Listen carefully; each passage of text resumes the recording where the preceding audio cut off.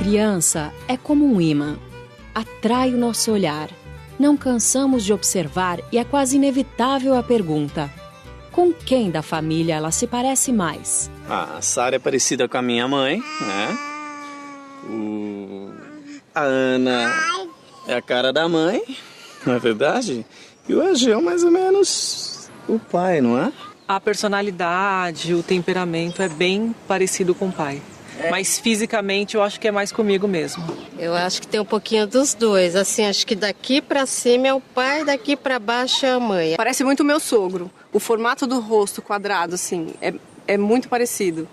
E andando de costas a gente também vê, é o mesmo estilinho. Elas parecem, bem, meu pai puro, né? A Chloe começou recentemente agora a ter um pouco mais de perfil. Começou a virar um pouco mais pra mim. Mas a Estela não tem nada. Não tem nada de mim. É uma mistura até um pouco da minha mãe e do meu marido. Assim como as feições, a estatura e até mesmo alguns comportamentos que herdamos dos nossos pais, certas doenças também podem ser transmitidas pela herança genética. Hoje já é possível evitar que essas doenças se manifestem e uma das formas é o aconselhamento genético. As semelhanças entre parentes não é exclusividade de nós, humanos. Acontece com todos os seres vivos, de um simples micro-organismo ao rei dos animais, incluindo as plantas. Frutos e filhotes recebem informações genéticas que herdam dos progenitores. O que garante isso é a hereditariedade, um conjunto de processos biológicos que faz com que cada ser vivo receba e transmita essas informações através da reprodução. Como atuam os mecanismos de hereditariedade? A grande maioria dos seres vivos possui a informação genética sob a forma de ácido desoxirribonucleico, o famoso DNA. O DNA é uma imensa molécula composta por duas fitas de nucleotídeos torcidas interligadas entre si, formando uma hélice dupla. Cada nucleotídeo tem uma desoxirribose, um grupo de fosfato e uma base nitrogenada, que pode ser a adenina, a timina, a citosina ou a guanina. A relação entre as bases é sempre a mesma. Adenina se liga à timina e citosina se liga à guanina. Todos nós temos um repertório de características que estão, de certo modo, definidas pelo nosso DNA e que são comuns e que nos definem como humanos. Mas a gente sabe que certos grupos continentais ou geográficos compartilham mais semelhança ainda. E mais ainda, indivíduos da mesma família acabam sendo mais similares entre si do que os indivíduos, por exemplo, da mesma cidade ou do que o indivíduo que está morando num outro continente, no nosso planeta. A informação genética é transmitida através dos genes, que são formados por uma sequência específica do DNA responsável por uma determinada característica. Podemos dizer que o gene é a unidade fundamental da hereditariedade. O que é um gene? Um gene é um trecho dessa longa molécula de DNA que constitui cada cromossomo. Consta nesse trecho instruções precisas para produzir uma molécula de RNA que pode resultar na produção de uma proteína com uma determinada função. Só para você ter uma ideia, nós temos mais ou menos 25 mil pares de genes distribuídos em 22 pares de cromossomos autossomos e no par sexual, o que dá, em média, mais de 1.000 genes em cada cromossomo. Para cada característica herdada, existe no mínimo um par de genes envolvido, mas diferentes genes podem atuar na transmissão de uma mesma característica. Recebemos esses genes de nossos pais e, durante a reprodução, passamos para nossos filhos, através dos gametas, óvulo e espermatozoide. Metade do material genético vem da mãe e a outra metade do pai. O ser humano tem 46 cromossomos. Cada indivíduo recebe 23 cromossomos do espermatozoide, que fazem par com os 23 cromossomos do óvulo. Quando esses gametas sexuais se encontram, milhares de genes se combinam, formando um novo ser que vai ser a fusão das informações genéticas dos pais. Os cromossomos que são similares quanto à sua função, o seu conteúdo gênico, são chamados de homólogos. Na verdade, cada gene, que é um trecho da molécula do DNA, que codifica um RNA, uma proteína que tem uma determinada função, ele sempre vai ter uma cópia, uma segunda versão dele representada no seu cromossomo homólogo. E essas versões do gene que estão presentes em cromossomos homólogos, nós damos os nomes de alelos. Então, os alelos são presentes nos cromossomos homólogos. Dos nossos 23 pares de cromossomos, 22 são idênticos para ambos os sexos. Já o cromossomo 23, chamado de cromossomo sexual, é diferente para homens e mulheres. Nas mulheres, esse cromossomo 23 é XX e nos homens, XY. Das mães, herdamos sempre o cromossomo sexual X. Dos pais, podemos herdar tanto o cromossomo sexual X quanto o Y. Portanto, na união do espermatozoide com o óvulo, podem originar-se 2 tipos de ovos. Se o espermatozoide tiver o cromossomo X, juntando-se com o cromossomo X do óvulo, vai nascer uma menina.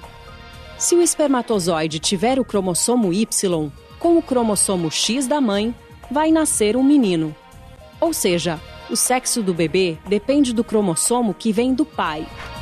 A estatura dos seres humanos é definida provavelmente por um sistema complexo que resulta do efeito de muitos pares de genes simultaneamente. Não é uma característica determinada por um único par de genes, é determinada por algumas dezenas de pares de genes. Então, os indivíduos que tiverem uma coleção de alelos nesses pares de genes mais favoráveis ao crescimento tendem a ser mais altos do que os indivíduos que herdam uma coleção de genes não tão predisponentes a um grande crescimento. Que ainda que eu tenha um repertório genético que me dê pleno potencial para crescimento, que talvez esse crescimento não vai se manifestar completamente se eu tiver uma forte restrição nutricional na minha infância, se eu for acometido por uma sucessão de doenças que possam retardar meu crescimento, ou ainda eu talvez não tenha sido submetido a uma atividade física adequada e talvez isso vai influenciar o resultado da estatura final do indivíduo. Do mesmo jeito que a cor dos olhos, da pele e dos cabelos, algumas doenças também são hereditárias, transmitidas de geração em geração. Essas doenças passaram a ser melhor conhecidas e estudadas com os avanços da biologia molecular. E o caminho para saber sobre o risco de ser portador de uma dessas doenças é o aconselhamento genético. O aconselhamento genético é um processo pelo qual a gente passa todas as informações para as pessoas relativas aos seus genes. Então a gente explica se tem alguma doença genética, como é essa doença, como ela vai progredir, como pode evitar que essa doença passe para os seus filhos ou qual o risco que isso pode acontecer e algum tipo de prevenção para algumas coisas que podem acontecer no caminhar dessa doença. Para a gente poder oferecer para uma família uma probabilidade, um risco confiável de que vai acontecer uma doença genética, e a gente tem que investigar muito bem a história dessa família. Então, o aconselhamento genético ele tem uma primeira etapa, costuma ser uma primeira sessão, onde é levantado o histórico da família e o histórico da saúde dos pacientes e dos indivíduos dessa família. Depois de obter informações sobre a saúde dos pacientes e suas respectivas famílias, os especialistas desenham um heredograma. Heredograma também é conhecido como árvore genealógica de um indivíduo. Na verdade, é um desenho que mostra como é a sua família. Então, de uma maneira mais rápida, eu consigo bater os olhos e ver como é a representação da sua família. Por exemplo, aqui, olha, eu trouxe um para a gente mostrar. Tem alguns símbolos que são básicos. Então, o quadrado é sexo masculino, homem. O redondo é sexo feminino, mulher. E essa linha que os liga significa casamento. A partir do casamento, nós temos os filhos. Então, aqui nós temos a nossa linha de filiação. Então, aqui nesse caso, nós temos um casal com 2 filhos, um menino e uma menina. Essa filha ela já é casada e tem 3 filhos, sendo que esses filhos aqui, ó, que são ligados de uma mesma linha, são gêmeos. Tá? Então aqui seriam, veja como batendo o olho você já sabe exatamente quem é parente de quem e como é esse parentesco. Bom, eu trouxe para mostrar aqui para vocês um caso real nosso, do nosso ambulatório de oncogenética. Então veja, aqui é uma família mais extensa, onde a gente tem em vermelho indivíduos que são afetados por um tipo de câncer específico do intestino, que chama câncer coloretal. Então veja, o que só de bater o olho me chama atenção nesse heredograma, que eu tenho muitos indivíduos afetados por esse tipo de câncer nessa família. E que isso acontece em várias gerações. Então, veja, eu tive um indivíduo que veio à procura de orientação genética aqui, que é um indivíduo que ainda não tem qualquer tipo de manifestação e que ele gostaria de saber se essa forma de câncer na família dele é hereditária. De bater o olho no heredograma, vendo esse número de indivíduos afetados, todos eles tendo câncer cedo, jovens, eu já na hora posso bater o olho e dizer que eles têm realmente uma forma hereditária. E que, portanto, esse rapaz aqui precisa, a partir de agora, ter medidas preventivas contra o câncer. E recentemente teve essa história da Angelina Jolie, que teve uma grande repercussão. Você podia explicar um pouquinho pra gente? Aliás, todo mundo quer saber sobre o caso da Angelina Jolie. Por isso mesmo, eu já trouxe um heredograma. Então, veja, a Angelina Jolie, ela tem 2 casos da mãe e da tia que tiveram câncer de mama abaixo de 50 anos, tá? E que, portanto, esse gene que a mãe tinha poderia ser mandado para a Angelina Jolie com 50% de chance, né? Porque ou manda o gene bom ou manda o gene mutado. No caso aqui, ela fez o teste molecular e realmente a Angelina Jolie recebeu o gene mutado. O fato dela ter recebido já esse gene mutado dá um risco de 85% de chance dela desenvolver o câncer de mama precocemente. E dá um risco de 60% de desenvolver câncer de ovário, porque câncer de mama e ovário estão interligados, é o mesmo gene que dá a doença. Então, como medida de prevenção, ela resolveu fazer a mastectomia, ou seja, a retirada das mamas. Eu acho que é bom todo mundo saber que esse tipo de cirurgia diminui o risco, mas não dá um risco zero. Porque se ficou uma célulazinha ali, aquela célula pode virar um tumor.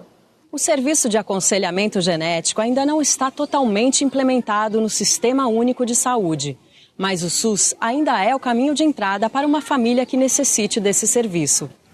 O Centro de Pesquisa sobre o Genoma Humano e Células-Tronco da USP, na capital paulista, fornece esse serviço à comunidade.